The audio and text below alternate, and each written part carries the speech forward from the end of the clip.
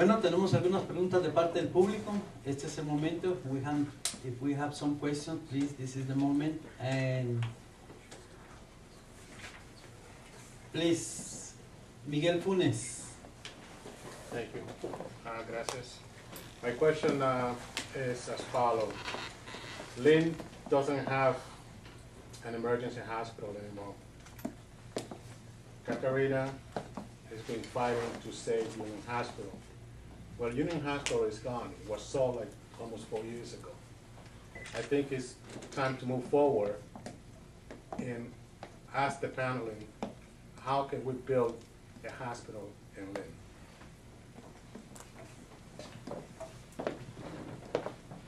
So I'm sorry, the question was how can we build a hospital in the city of Lynn? Mm-hmm. You know, I think that the first thing we need to do is try to make sure that Union doesn't leave the city. And thank you for the question, Miguel. That process is not a done deal by any stretch of the imagination. There are many people, many in this room, Katarina certainly, who have worked hard on this issue. And it'll be a process before that happens. I think that we need to look at the needs in Lynn and be sure that the needs in Lynn are met. And the way they're met is through a full-service hospital.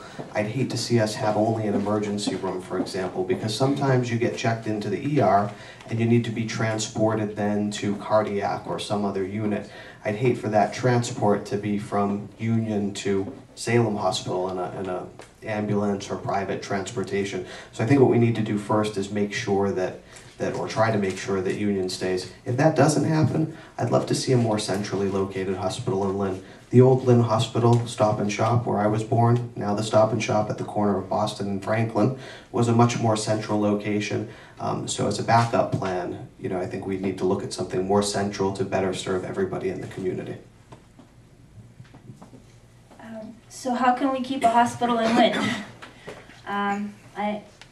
One, we have an eminent domain petition and hoping to raise a hearing before the Lynn City Council to ask the City Council to take the hospital by eminent domain, or at least put it on the ballot so that people can vote to transfer that hospital as a public community hospital and allow a private hospital to manage it. I hear Leahy Hospital wanted to buy Partners, Union Hospital Partners has refused.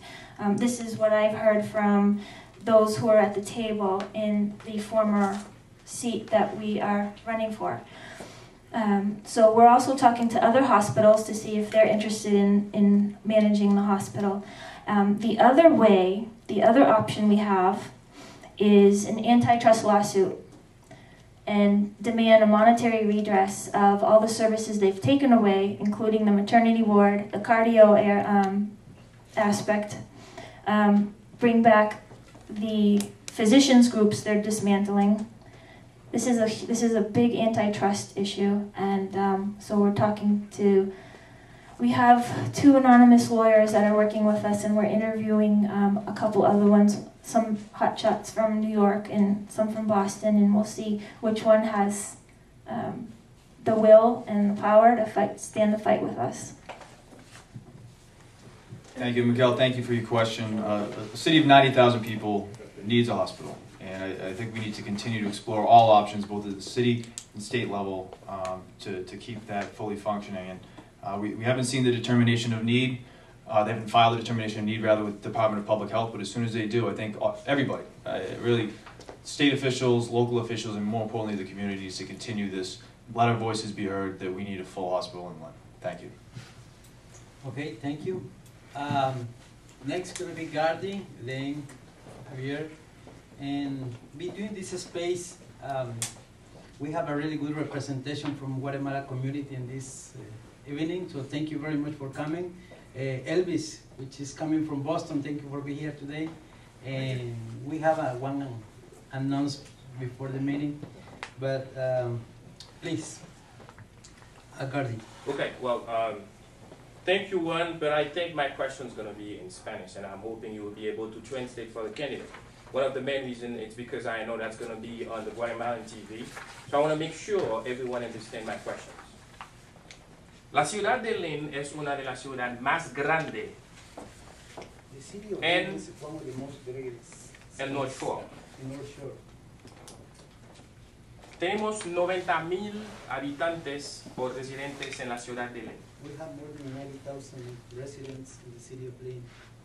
32,400 son de origen latinos. 30,400. 32,400. Pero But en la ciudad de Lynn, in the city of Lynn, la mayoría de las cosas que tenemos aquí en Lynn much es of por the un things- grupito especialmente. Much of the things we have in Lynn is I'm gonna give you an for one example. group. Si por ejemplo ustedes van en el City Hall, Example, if you are going to the city hall, 107 de los empleados 107 employees from city hall are white, are white. son americanos blancos. 5 son afroamericanos. Are Solamente African-Americans. 3 Only 3 son latinos. are Latinos. 0 Asian. 0 asiáticos. ¿Qué ustedes piensan hacer cuando ustedes llegan al poder, al gobierno estatal, para resolver ese problema? Porque ya, si ustedes están de acuerdo que los What latinos do you think what son tan you can importantes offer if you raise por la the ciudad, position? por la economía de la ciudad, los chamaquitos, los niños que están aquí, The Latinos ellos are very important for the representan el economy futuro de la ciudad. and the children Usted no are- puede seguir a cerrar las puertas a and you ellos. can close the doors En to las them. escuelas, In the schools, especialmente en la high school, la mayoría de los muchachos que están aquí son hispanos. most of the It's time for you students are guys to Hispanic. open the door for everyone in the city of Lynn. So what do you offer to help the Latinos? In the city, if you raise the position. Thank you for the question. I think there's a lot that can be done. You know, as I mentioned, I'm on the school committee the last 2 terms, and one of the things we've done is to have job fairs and actually go out and seek folks to teach or to work in the schools who come from a more diverse background, and that's important, and we should start doing that. To my knowledge, we don't on the city side. It would be good to start doing that. The ballot on September 9th, and everybody hopefully knows that this election will be decided on September 9th, which is 2 weeks from yesterday, is going to be in both English and Spanish. So it's important that we continue to do that. It's also important that we continue to do outreach. And as I mentioned earlier, I supported many programs in the schools to do so. One of them was to provide translation headphones. Another was to provide a liaison, and another was to provide a wraparound zone, so that we're working directly with everyone in the community and working with organizations from all ethnicities, and that's important that we continue to do that. And it's important that we always show respect to our populations, no matter if you were born here or not born here, as elected officials. So one of the things that I can do as a state legislator is update the procurement laws. The procurement laws have rules for municipalities to publicize job opportunities and grants and how funding is working in all aspects of the budget. Right now, a lot of this information isn't online. It would help if it was online because many people work, they don't have time to go to City Hall during the day, and how the public process works, the public bid process. I worked in an architectural firm in Boston, and I know the process is not fair. If you know someone in the state, there is no, sometimes in the construction side, the bid, there'll be a public bid, but it will go to the favorite contractor. Look at the Marshall Middle School. It did not go to public bid. It had a guaranteed maximum price from a developer, and it did not encourage competition. One of the problems that I have with our government is that the jobs are not equally spread to the community because they're locked. Some big contractor has a lock on the contract, and it's not given public attention to. So subcontractors, so painters or mortar, masonry workers, electricians, can have an opportunity to put a bid on a public project. It should be simple, it should be easy, and it should be available to the local community. we have hirings in City Hall, and I don't see many of those positions being out to public bid. So I think we need to improve the government transparency, and then once this information is out there, people have an opportunity to apply for these jobs. Thank you. I certainly believe that the government workforce should reflect the population that it's representing. And I really am inspired by the civic participation, the growing participation of our youth throughout the city, which is a very, very diverse city. And a lot of the groups that I've been working with through after-school programs and also Lynn Youth Council and just visiting the schools, we have so much potential here. And everyone gets down on Lynn and they don't see the good side of it. But we have all of these a number of youth that are in the crowd here tonight that want to have a voice in government. And I really think that in coming years, we're going to see a government, a city hall that is more reflective of our population, which is important if we're going to survive as a city. Thank you. Thank you. Javier? Good evening. Javier Calderon, resident of Lynn. Well, we are talking about education at the beginning, and we know that education is really important for everything. And in Lynn, we know that I'm not just talking about the public schools, so the education on the schools, education in general. We need to educate our neighbors, we need to educate our residents, our license, everyone in order to succeed. And we know that the education system, not just in Lynn, needs to be more proficient. It needs a lot of work to do there. And not because of funds, it's because, again, the type of teachers that we have, the personnel that we have.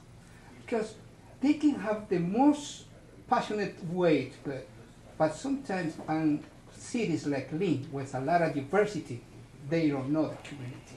So that is a big breakage there. And also, it is my second part of my question for you. Also, it's a lot of organizations, not just in Lynn, in other cities. I just recently, I came back from, I was living in another city, but I'm a homeowner for many years here.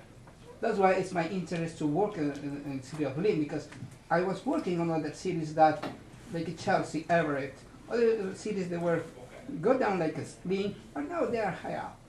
And that's a very simple reason. That's the involvement of the diversity, the involvement of the community together. So, one thing is, my first part of the question is, what is your plan in order to unite that diversity? How we can, just not just give it the school system, how we can train personnel. There's a lot of professionals in Lynn that we can improve themselves. They can have more opportunities, like the gentleman was saying, to apply on the city hall and be part of that, and with the license of the community. Okay?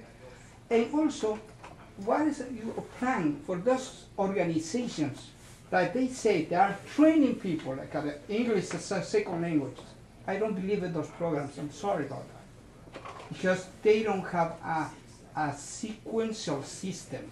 That is a broken system that there's a lot of funds thrown in the bucket, but we don't have results. How we can teach English but with results? And what do you think you can do with those organizations that they don't do the job but they receive a lot of money in our behalf, the Latino community? Thank you. Thank you. Obviously, that was a multi-part question and a lot of good questions in that, so I'm going to try to address a few of them. In terms of education, I think one of the things that we need to do is be sure that we have state-of-the-art in Lynn and in other urban districts buildings. I was part of the school committee for the last 2 terms when we put shovels in the ground for the first time in 15 years for a new school in Lynn. Since that time, I've brought in the state treasurer and the school building authority's executive director. Those are the people in the Commonwealth who decide which buildings get built and don't. I brought them into Lynn to tour our schools to see what the need is. We need to go a step further though, and as state representative, I'll offer legislation so that urban districts get a speedier path for new schools, because we can't wait another 15 years. You know, Winchester, and I don't mean to knock Winchester, but Winchester was awarded a new school this year. We have 26 schools in Lynn, and Winchester they have 5. Lynn ought to be preferred over Winchester when it comes to building a new school. We need legislation to do that. I'm going to offer it as state representative. Secondly, funding. And I believe that we need to take a look at our school funding formula, and we need to get additional funds from the state for districts that have large ELL, English language learner populations, that have large special education populations, and that offer vocational education as we do in Lynn. So a reformed school funding formula would bring more state aid into a place like Lynn and really help us improve our schools. In terms of the second part of your question, uniting diversity, I think part of the way you do it is by having community meetings, by being responsive. And I'll give you an example of my record. When we built the new Marshall Middle School, I went out with the council president, Dan Cahill, and we knocked on doors in the neighborhood where Marshall was going to be built. And we spoke to the homeowners, the renters, the residents about what was happening in that neighborhood. So we as elected officials need to go out and seek input from communities that are being affected by legislation or are being affected by different ideas or issues that are being floated in government. I've done that also as a school committee member. I have visited every single one of Lynn's 26 schools during the day in the last 2 years.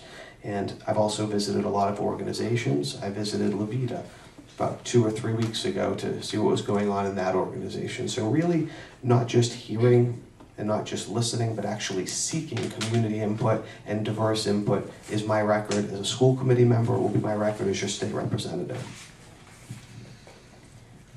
Oh, I'm sorry, Charlie. A new building is not going to make a difference.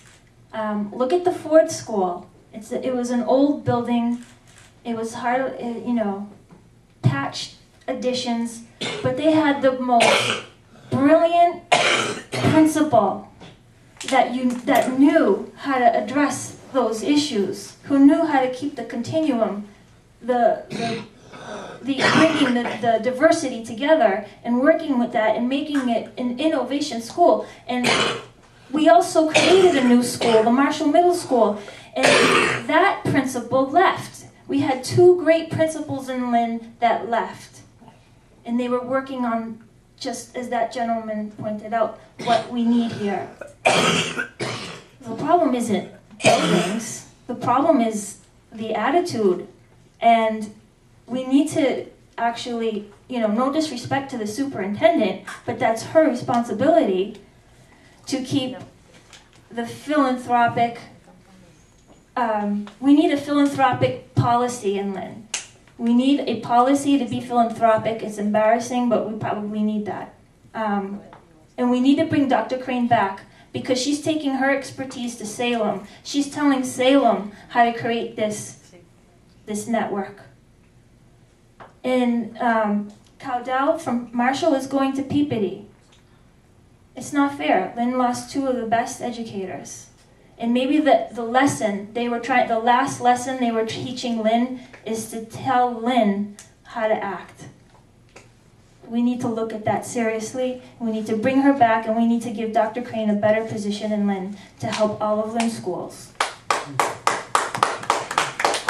As you see, Representative, certainly, education will always be a top priority. In addition to advocating for new resources and additional resources with our Chapter 70 funding model, I think also we need to look to out-of-school time, to job training. Programs like the ET Machinist program with Senator McGee, Representative Fennell, and Representative Walsh have been pushing for, and fortunately the last couple of years have been able to fund. And I was at the table during those negotiations, and we've seen the results. So I think job training, absolutely. Adult education, in terms of the funds that go over to Operation Bootstrap, I think they're seeing success. So I respectfully disagree in that we do have successful models in the city for these programs. I think also after-school programs, if you take a look at the YMCA, the Greg House Girls Inc., Boys and Girls Club, these are all, they're not meeting the demand. We need to do more to invest in these programs. 100.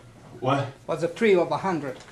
Yes, I respect that, I respect that. Yeah. And I think 3 of you missed my last question. Is if you have a plan for those organizations, they don't follow their mission and vision. Sometimes they show us to receive money on our behalf to give us the training of English as a second language, skills of computer systems that didn't work at all. So do you have any plan for those organizations that they don't follow the rules, if they don't have that, even that terror of success, they can show us in the city they are doing something with that money. So, Because- sorry, I didn't mean to interrupt, sir. Because we are, as a Latino, I'm sick and tired to see those organizations that are receiving money in our behalf and they don't do nothing. They don't do nothing. And that's why we just appointed that the Latino community have this, they don't do that, they don't do that. That's not true. We don't have the same opportunity to succeed in those because those programs are broken. They don't function. They are not working. We need to do something. That's what do you have any plan for those organizations to, I don't know, if it's a law, because I'm not a politician, because this is a law, something that says, well, you are not doing your job, you are gone, you're going to close. So I think in terms of, the role of the legislator would be to really interact with the administration and to make sure that there are standards in place, that if you're going to receive state funds, so we'll be talking to the Department of Early Education and Care and other folks, advocates working with them to make sure that if we're investing in something that we're seeing return on that investment, that these programs are, because the demand is there, we have long waiting lists at a lot of these programs, so we certainly want our funds to be spent wisely. So I do agree with you there, sir. Thank you. And I did answer your question before. We need a philanthropic policy. All right. Thank you. And I think part of it also is not just through legislators, but through our Secretary of State's office, which manages corporations and also nonprofit organizations, that they're on top of things, that if an organization isn't complying with its annual report or getting audited periodically, that we're sure that the Secretary of State's office takes action. So that's also another venue where we can be sure that we're holding organizations who are receiving funds accountable. And hopefully that answers your question. Muy bien, tenemos tiempo para 2 preguntas. Quisiéramos pasar toda la noche, pero eso no es posible. Así de que vamos, allá teníamos otra pregunta, después vos. Bueno. My name is Lynn Fernandez, and I am a Lynn resident. Again, I just graduated university, and I am concerned for my friends. I had the blessing to be able to study away. But I am wondering, what opportunities do the growing youth here and their parents have to be able to keep the family values that they have at home? I feel that there is a lot of delinquency and there are other things that the youth are getting into and they have no one to guide them. My family is very religious, and because of our family values, I was able to make different choices that my friends were not able to make. And I see the path that their lives have taken today, and I wish that they would have known the things I knew. And I want to know what opportunities can you offer them, what programs, what help can the youth that is growing today, that are our future, if we really want to make Lynn a different place, a better place, we need to start there. We need to educate them. I want to know what can you offer them. Thank you. I think what you can offer them is a voice, and I've done that over my time on the school committee. I've done it by actually going into classrooms, classical, English, and tech high schools, speaking to the students there, listening to them, what are their concerns, addressing their concerns, and actually in some cases even helping them to make changes in government. I worked directly with the students over at Classical on the dress code policy. They were able to change the dress code policy in the schools, which sounds like not that big of a deal, but when you're 16 years old or 15 years old and able to speak before the school committee and change a rule, that's a really positive thing for you and helps to give you some ownership in your city and really I think an incentive to help move it forward. The Lynn Youth Council is another initiative. It's one that I worked on with my friend, Councilor Crichton, where we were having Lynn students come in, work with the council, work with the school committee directly, and really not only learn from us how government runs, but teach us what do we need to know, what's going on in the schools, what's going on the streets in their neighborhoods, and how do we act accordingly. And I think those programs and those initiatives, reaching out to the youth, is how we do that. So I'm a team advisor on Saving Our Souls Foundation, and so we deal with the after effects of troubled youth. But there's two ways to address this. One is prevention and early supporting and funding early education programs, so we have the right foundation. So in a sense, you know, I don't mean to bring Dr. Crane's name up twice in the same evening, but she, many of her students did not eat at home because of the broken family, so she allowed them to eat breakfast in their classroom, and that created a family structure within the classroom. There's a secondary family if the primary family is dysfunctional. So there are ways the government can support families instead of creating separation. And we see that now, the numbers have soared. From the 70s to now, most of the youth is either incarcerated, on probation, lost in drugs. And instead of treating the youth as a problem, we should treat them as family. So one of there's a program that can support family structure to keep their family together. I think there's not enough funding in that, and I can talk a little bit more about it after on how to deal with traumatic brain injuries and heal. I think we need to look at healing solutions instead of punishing solutions, and encourage after-school activities, funding for those, and you know, any other suggestions that the community thinks would help just keep students involved, help them become servants to their own community. Thank you. I think we talk to our students and we talk to the youth throughout the city. The biggest message I get from them is, you know, give us something to do. Give us something to do when we're outside of school, when we're not playing a sport. And again, I rambled off of a few after-school programs earlier, but there are a number of other ones. Right now, down at the Lynn Auditorium, we have Lynn Out Loud, a program put on by kids, by students, by the youth, organized and performed by youth volunteers. And this is a program through Kaya, which is a partner with the YMCA.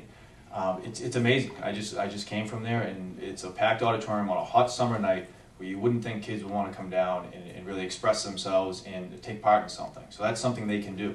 I think the program Building Bridges to Music for All Arts, there are really countless programs and individuals, even community leaders, that can inspire our youth to do great things. I think it's, you know, simply giving them something to do and helping them get to it. Thank you. Okay, thank you. There, I think it's going to be the last question. We wish to have a little more time, but I know it was a long day, so please. Hi, my name is Laura McGaughy Marquez. I work for Lynn Schools. I am the vice chairperson for the Lynn Human Rights Commission. I'm also on Team Gallo. One of the reasons why I chose to work with Charlie has been, I work at Lynn Schools. I see the classroom sizes. I worked at a failing school. It's not failing anymore, and it's because the district was very supportive in giving us all the funding that we needed to make sure that we had the resources to get these kids through. My question right now is about proactivity and missed opportunity. In early spring, there was an article in the Boston Globe saying that the federal government had given Massachusetts $1.7 million for their nonprofits in specific urban cities. Chelsea got money, Lawrence got money, Revere had some funding, let's see who else, Lowell, and Lynn was nowhere to be found. It's because, why? I wanna know why. At a state level, we did not get advocated. We have over 100 nonprofit organizations here in Lynn, and I wanna know why we missed that opportunity. I also disagree in the sense that we do need new schools. We have, in my school alone, there's 145 kindergartners. Where are they going to go when they go to the middle schools? They're already overcrowded. Teachers are teaching 40-plus size classrooms in the middle schools alone. Where are these kids going to go? How are we going to support our teachers? And two, and just the last question is school spending. I'm with Team Charlie only because I know that he has been pressing the issue on increasing school spending. Cambridge gets $26,000 per student as a school district. We're only in $13,000, $14,000 range, and we have 26 schools. We need to start advocating and being on and activisms. We need to start actively, proactively requesting and being resourceful on requesting services like this for our children. So how do we miss, on a state level, something like it's $300,000 that could have been distributed, and it's about proactivity and it's about missed opportunity, and how do we fix that? Let's get over the nepotism piece, because I work for Lynn Schools. It took a lot of work to get all the licenses that you need to get to, but my parents, you know, they raised 6 children here. We all got college degrees, and it was all around Lynn Public School teachers helping us and guiding us, getting us through not just high school, but we all went to college and we all have degrees, and we all work in the government somehow. So it's about missed opportunity, and I want to know why. Thank you, Laura, for the question, for your support, and for all that you do in the schools. The first question was about how did Lynn miss out on some of the nonprofit grant money that many other cities got into. And I think we need legislators and elected officials who understand the importance of grants, who understand the importance of looking not to Lynn businesses, to Lynn homeowners to fund everything in the city, but look at creative ways to bring in grant money. I have a history of doing that. On the Lynn School Committee, I chair our grant subcommittee. I created the first program in Lynn that actually is going to be able to now apply for private grant money from corporations, from organizations, from charitable foundations, from individual donors. And we need people in government who understand that. Right now at City Hall, there is a position funded to have a grant writer.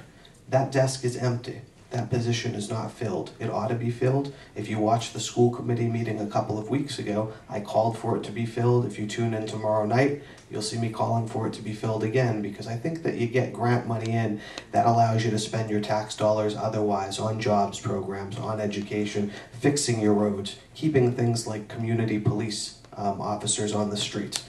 On the school spending issue, the law requires a minimum contribution. The city has to pay a minimum amount to pay for its schools, and the state makes up the difference. In Lynn, we're short of that minimum by $11 million. I've been the most vocal critic for fully funding our schools. I've called on the mayor and the city council to fully fund our schools. I strongly believe they should. And again, there's a school committee meeting tomorrow night. You'll see me fighting that good fight then. I want to thank you very much for the question. So how do we miss these opportunities? Well, nobody opposed when we did get a grant for all those computers that they wouldn't be used. We had a grant. The city of Lynn received a grant for computers. I think it was around nearly $1 million. And the schools, no one in the school department opposed the city taking those computers. So what is the purpose of getting a grant if we're getting the grant and then we're taking it from the school and giving it over here? So that's my question. And then why are we asking for more money in the budget when we can't fix the budget? What's wrong with the net school spending?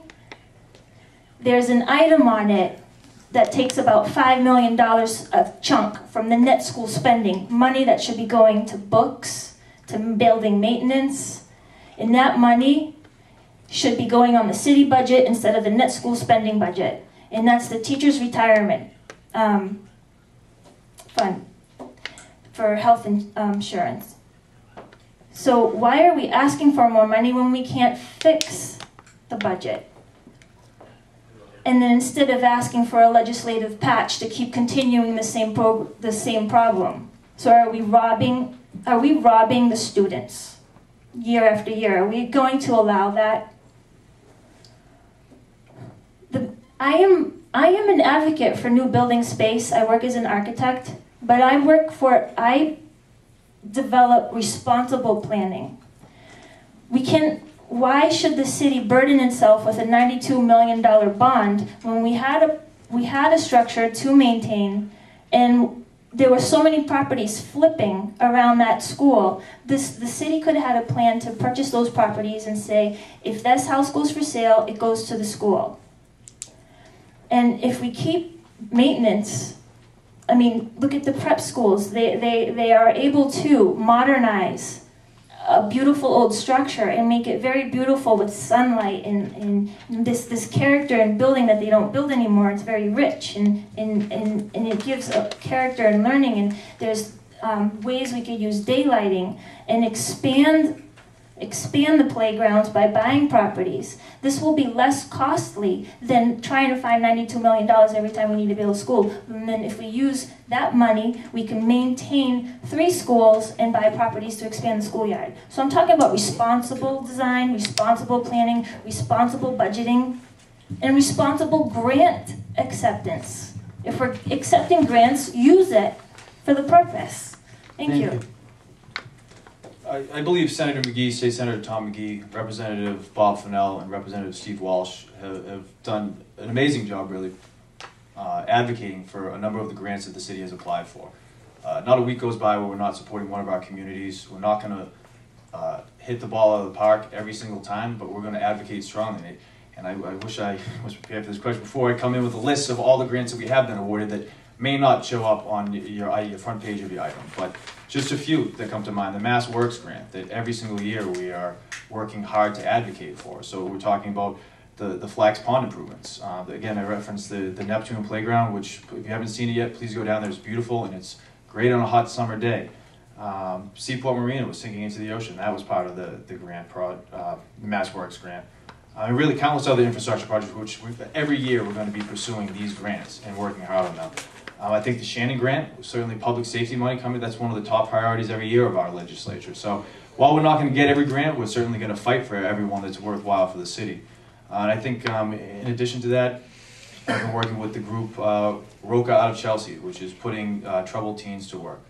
And for the past few years, we've been trying really, really hard to get that program back in Lynn full time. And pursuing these grants and really trying to be creative with the administration to make that happen. And thankfully, we're able to get some presence here now, but I think we need to do more. And as your state representative, I will certainly work hard with the delegation to pursue those. And then I think if you look to some of the studies, sorry, I haven't been speaking into the mic apparently. If we look into some of the studies that we've done throughout the city, that costs money. It costs a lot of money. You wouldn't believe how much a traffic study costs, or a study in the downtown or the waterfront. A lot of those comes through grants and through other partnerships with organizations. So we're working hard. The delegation's working hard. The zoning improvements we've done in the downtown, the ones that we're looking at along the Boston Street corridor, the expedited permit we did on the water. Really, if we go down the list, grants and other funding that we've pursued outside of the typical budget process have really produced a lot of good in the city. Thank you. Okay, thank you. Yeah, I think we have time for one more question, and you got more questions. And please, this is the moment. Do you see that logo? Yes, right? Okay, please like us on Facebook, okay? That's the way that you can help us out. Let's do it now, okay? Okay, that's the last question. Hi, I'm Tony Warney. I'm a resident of Lynn. I came here as a refugee from Liberia, and the city of Lynn really took me in and developing. I'm in college as a computer science major and budget graduate this year. And my question is focusing on the health of the kids in the Lynn Public School, because a lot of the contracts that do get the food contracts to the public school has a lot of high preservative in it, and a lot of the FDA do not regulate the food industry anymore. It's self-regulated, and a lot of the food that we eat is not even allowed in Europe. And what is you guys' plans to help improve the food system? Because I've been door knocking a lot this summer, and I talked to a lady who brought her kids from Marblehead, because she used to live in Lynn, and she brought her kids back to Lynn. And when they started eating the food, they got really sick, and she can't feed them the public school because their body is not used to it. And our kids they're used to it, and we're slowly getting sick. And if you're getting sick, you're not able to focus in school. So what is you guys planning to bring more organic and non-preservative food to the city? Okay, we have 1 minute for the answer, please. Thank you for the question, Tony, and congratulations on your upcoming graduation. It's a good question. It's something I have a record on. In terms of the food and making food in Lynn better, that's so important for our students, that we're educating the whole child, but that we're also providing a healthy environment socially, emotionally, nutritionally to the child. As a school committee member, one of my first very small victories when I got elected to office was to remove from the menu a snack. I had a friend who was a teacher was telling me there was this frozen snack that was changing the kids' tongues, making it a red color because of the dye that was in it, and I was responsible for getting it off the menu. Since then, I've worked so that we're in our high schools now offering fresh options, and we're looking at doing that in our middle and elementary schools going on down the line. We started it over at Classical and English, and we're going to keep that trend going. In terms of healthcare, I've been supportive of having dentists at our schools, for example, because a child with a toothache can't learn properly, so we're offering dental care and medical care to our children. So hopefully that answers your question. Again, congratulations on your graduation. Thank you for the question and congratulations. I'm the only candidate that on my platform, one of my platform points is I wish that GMO food should be labeled. It should be mandatory. Not only that, I also have a petition to get fluoride out of our water. I don't know if everyone is aware how dangerous fluoride is to young children, but that is a mass medication, and that should not. We have a right to say we don't want drugs in our water. I am a holistic person. I am older than I appear to some people. That's because I've been making my own products since I was 20. I've been making my own facials and my own shampoo and my own body wash out of natural products. And I don't believe the food that they have in the industry is very corruptive on our health system, and also the medication. Pharmaceuticals, I would like to also attack because they're creating drugs that people are dependent on instead of healing the body. So I want to also attack that issue. Having healthy food available to our youth and to our schools is so important for their overall growth and also just their learning experience. Certainly, if a kid is hungry or if a kid is not receiving the nutrition they need, they're not going to be able to have a full educational experience in our classroom. So I certainly think looking at some organic options, some locally grown food, partnering with the Food Project and other organizations. There are a number of, I think this is kind of the new trend across the country, which is really locally grown, and how do we team that up with what our kids are eating in the school system. So it's certainly an issue to me as a newly married couple. I get the question every day now, when are you guys having kids? And it's like, now we start to think about school choice, we start to think about what our kids are going to be eating in the schools and what activities they're going to be doing and the safety in there. So certainly something that's very personal to me, and I would do everything I can to make sure that it's healthy options. Thank you. Okay, thank you very much. And please, 1 minute. Please let us know why people should choose you as a future candidate. And that's going to be all for tonight. So thank you, Juan, for hosting. Thank you Without Borders, and thank you to each and every person who took the time to be here to be an informed voter. My name's Charlie Gallo, and I think I'm your candidate because I don't just walk the walk. Excuse me, I don't just talk the talk, I walk the walk. I'm here with a record on jobs, a record on education, and a record on having a strong work ethic to move this district forward. I'm not just talking about what another elected official does. I'm not just talking about ideas that haven't been tested. I'm here with a record, and I'm here to offer you that record and that work ethic to move this district forward. September 9th is the day this election will be decided. As I said earlier, Gallo significa rooster, so remember the rooster on September 9th. I respectfully ask that you vote Gallo. Thank you so much. So, I have a record of fighting for the people, and I'm asking for your vote to help me continue fighting for the people at a higher level.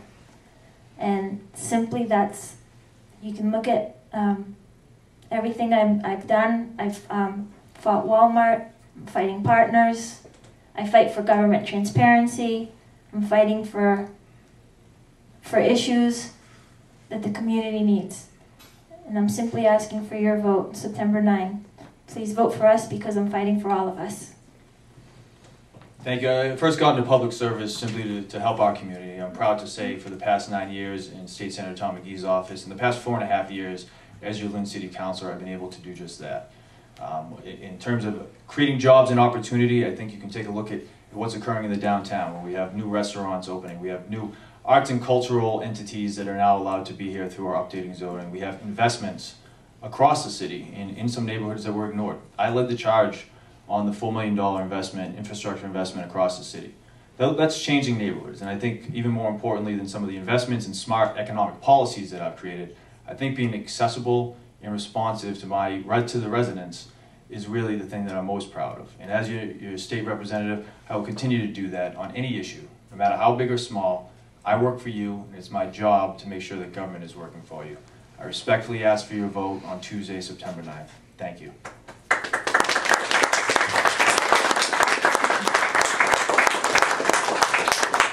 Bien, muchas gracias. Gracias, Brandon, Caterina, Charlie, for accepting my invitation, and to all of you for being with us tonight. And the last announcement, Elvis, por favor dinos, este año vamos a hacer un izamiento de bandera. We're going to be raising the Guatemalan flag in Boston. Please, if you want to be there, here. Yeah, sure. I didn't know I'd be speaking, so please forgive me. Aquí o? My name is Elvis Ocolara. Yo soy fundador y presidente de Casa Guatemala, una organización que sirve a la comunidad guatemalteca alrededor del área de Boston. Por primera vez, nosotros vamos a izar la bandera guatemalteca y tener una cena bailable con marimba en vivo. Vamos a reconocer a activistas comunitarios guatemaltecos y no guatemaltecos que han servido a la comunidad guatemalteca en Waltham. Es un evento para celebrar nuestra cultura, reconocer lo que la comunidad guatemalteca ha alcanzado, pero también unir a la comunidad guatemalteca con la comunidad no guatemalteca para que ya entre ambos nos podamos conocer y poder desmentir muchas de las cosas que se ven en las noticias. In English. For those of you who don't speak English, my name is Elvis Chacon, founder and president of Casa Guatemala. It's a nonprofit organization serving the Guatemalan community of Greater Boston in a cultural and educational capacity.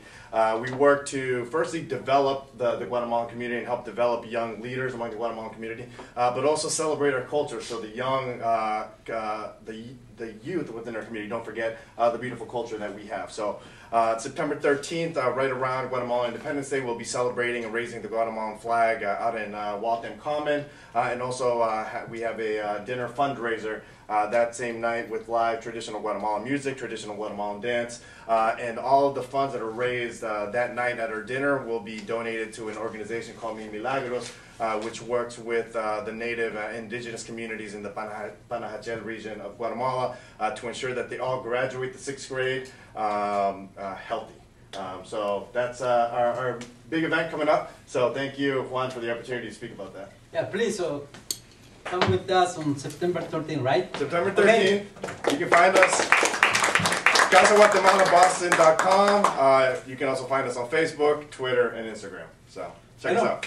Muchas gracias a todos, gracias Elvi, gracias a todos, buenas noches.